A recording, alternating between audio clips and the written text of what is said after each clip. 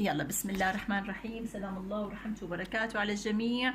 ومراقبة الحمل الأول رقم 1 لحبايب القلب 23 تشرين الثاني تاريخ آخر طمس، ما هيك؟ نحن اليوم 29/12، يعني لازم يبين حمل ضمن الرحم. حطينا هالبروب، لقينا عنا كيسي بالمبيض الأيمن. الكيسي هيدي مصلية ما بتخوف، رح نعتبرها انه شرطي مرور، عبارة عن مراقب دواء، ما تخافي منها. هيدي كيسة جسم اصفر بنسميها، بتفرز هرمون لحتى تثبت لك الحمل. يعني سلامتك، هذا مو برد، هذا هيك ترقب خوف. فهلا بنجي على هالرحم، بنطلطل عليه وبنقول له يلا يا حباب اظهر وبان ما يوجد من كنوز داخلك، دخلي جسمك هيك.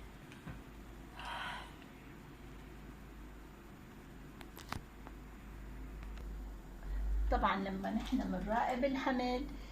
بنراقب الحمل عنا حالة تأخر طمس، شفنا هالكيسي، يو كيسي يا لا ما في داعي لهالخوف، لا في داعي لهالقلق، ولا في داعي اني اعمل لك هلع ابدا ابدا. هاي الكيسي انا رح اعمل معها معاهده واتفاق ونقول لها عادي ادميه وما رح نغذيكي. وغذا الكيسي هو انك تاكلي حلو.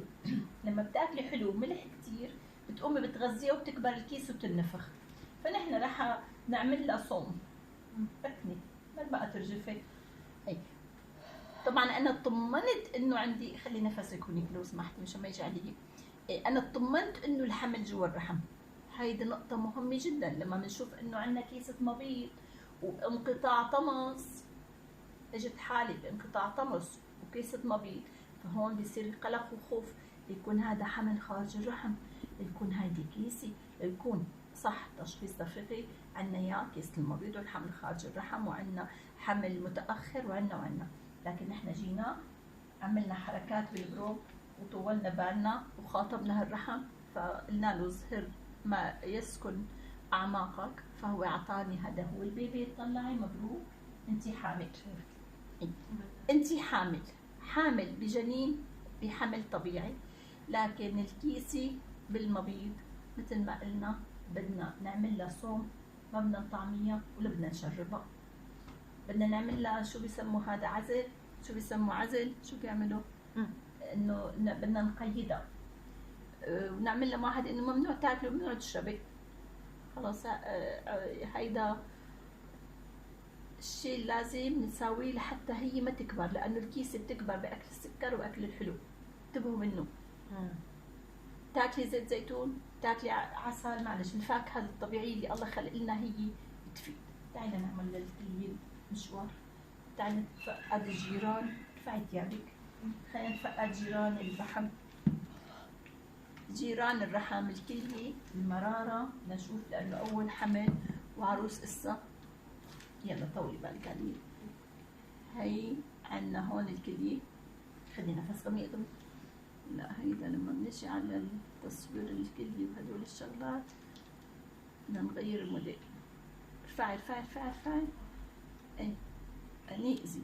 هذه هي الكلية. في عندك انت هون بدنا ننبهك على شغلة، انه عندك اكل عم تاكلي بيعمل ترسبات بالكلاوي، فانتبهي منها. اخذي نفس غميق. المرارة طبيعية. تمام، نرجع للرحم الصبايا. يلا اذا هون عندنا الرحم، الحمل موجود والكيسة موجودة.